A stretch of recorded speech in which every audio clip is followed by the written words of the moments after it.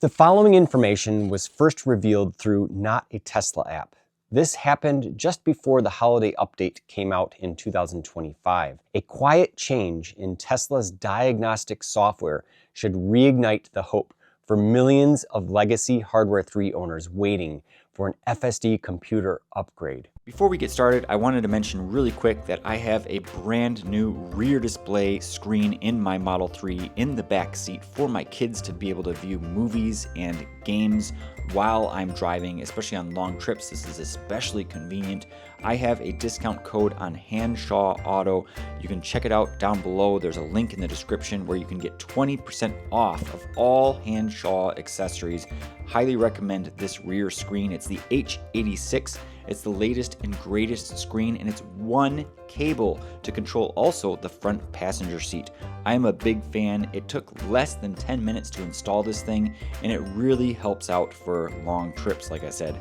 Very convenient and a lot of fun to use. Definitely check them out. According to a report from a user of Toolbox 3, which is Tesla's technician in diagnostic software, Software Update 2025.44 has unlocked the ability to change the autopilot computer configuration in the public-facing version. This toggle was previously unavailable and was likely restricted to internal teams and allows a technician to manually inform the vehicle's firmware that the physical computer has been swapped, for example, from Hardware 3 to Hardware 4. Its sudden appearance in the tool used by third-party repair shops and do-it-yourselfers suggests that Tesla is laying the groundwork needed for future retrofits. This discovery also perfectly aligns with recent timeline shifts in Tesla's plans for AI5.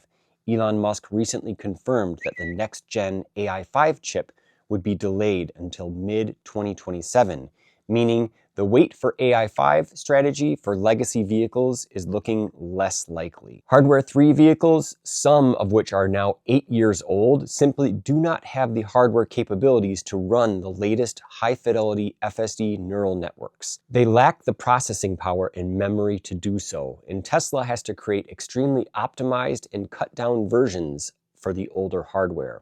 Leaving these early owners and proponents of FSD stranded on aging hardware for another 2 to 3 years would be a gross misstep from Tesla's side.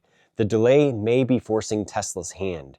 They must bridge the gap with an intermediate solution, and that could potentially be a custom Hardware 4 retrofit. Tesla previously announced that it won't upgrade Hardware 3 until autonomy is solved, so it can determine exactly what the hardware requirements will be. Yeah, we've not completely given up on Hardware 3, but we do want to solve autonomy first, and then we'll come back with a way to take care of these customers. These customers are very important. They were the early adapters. We will definitely take care of you guys. However, before anyone gets their hopes too high, Tesla has already confirmed that they are looking at putting together a V14 Lite for Hardware 3 owners sometime in mid-2026. Once the V14's release series is fully done, we are planning on working on a V14 Lite version for Hardware 3, probably expected in Q2 next year. Meaning that a retrofit is still the last-ditch option, and it won't happen at the earliest until the third quarter of 2026, and potentially much later. For a retrofit to exist, the software must first allow it. You can't simply plug a new computer into an old car. Everything must be in place to accept the new hardware configuration. This involves unlocking the configuration capability in service tools like Toolbox 3.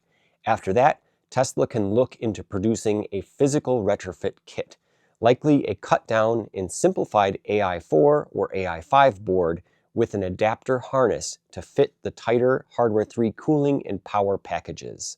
Elon has previously mentioned that upgrading Hardware 3 vehicles would be painful and difficult due to physical constraints, but has promised that they'll get something done. We're going to have to upgrade people's Hardware 3 computer for those that have bought full self-driving, and that is the honest answer. And that's going to be painful and difficult, but we'll get it done. With the software gate now theoretically open for configuration, the next missing piece will be the hardware kit itself. If this toolbox update is what it appears to be, the retrofit might be moving from a concept to reality a lot sooner than we think. Let me know what you think down in the comments below. Thanks so much for watching, and see you in the next one.